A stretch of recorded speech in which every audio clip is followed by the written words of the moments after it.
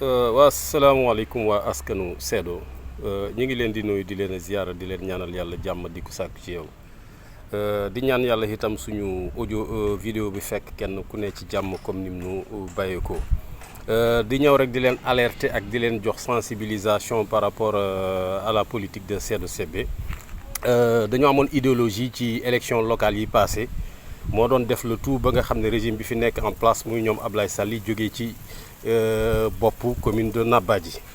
bon ñu gisoon nag ne suñu benn frère suñu mbokk suñu lépp muy Djiby Dieng ñëwoon wàcc sur le terrain gëmloonu woon ne nekkut ci benn parti politique yàlla def ñu jàppale ko woon ci suñu doole suñu lépp mais tey jii gis nañ ne dem na fekki ñi nga xam ne ñooy Benno Bokk Yaakaar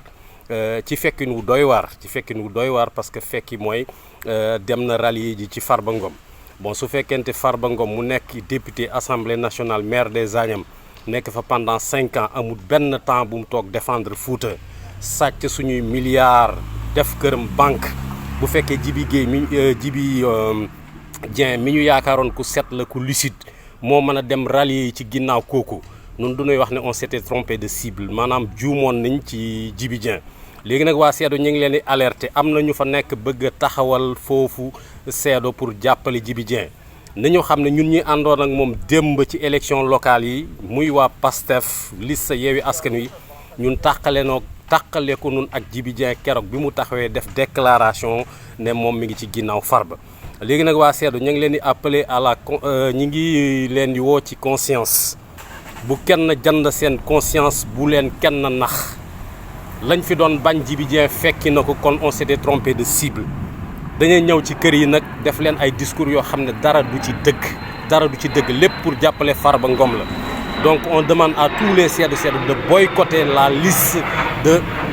Benno Bokk Yaakaar bi nga xam ne tey dañoo jël Djiby Dieng bëgg ko def seen leader taxaw Seedo pour xeex am na nag ay responsable ay kilifa au niveau de Seedo yu taxaw pour jàppale Djiby Dieng ci loolu c'est un mensonge c'est une erreur c'est des choses inacceptables qu'on ne peut pas concevoir donc ñoo ma àndoon démb nag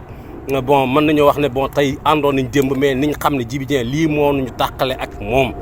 ñi ngi mobiliser wu nag ñun ñëpp ci diaspora bi pare nañ pour def face ak moom parce qu'on s'était trompé de cible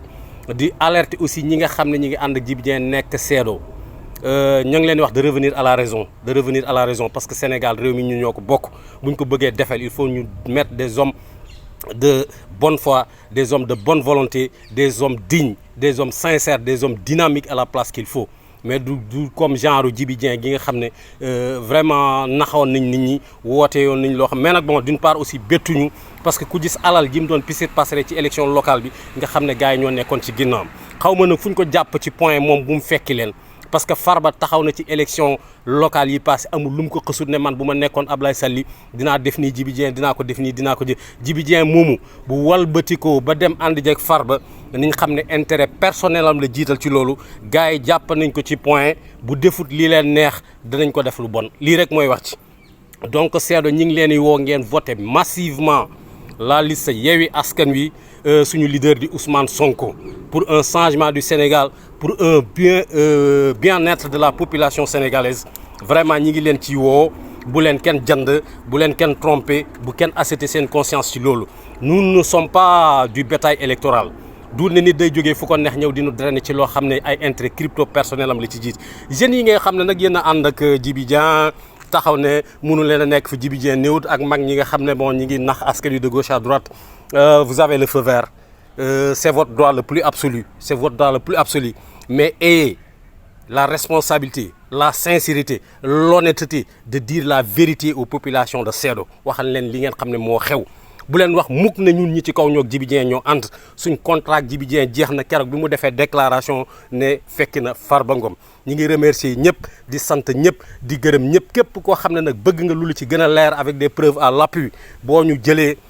danañ la wax lépp nu mu demee Seedo moo ñu ñor Seedo moo ñu intéressé vive la révolution vive le Sénégal vive Seedo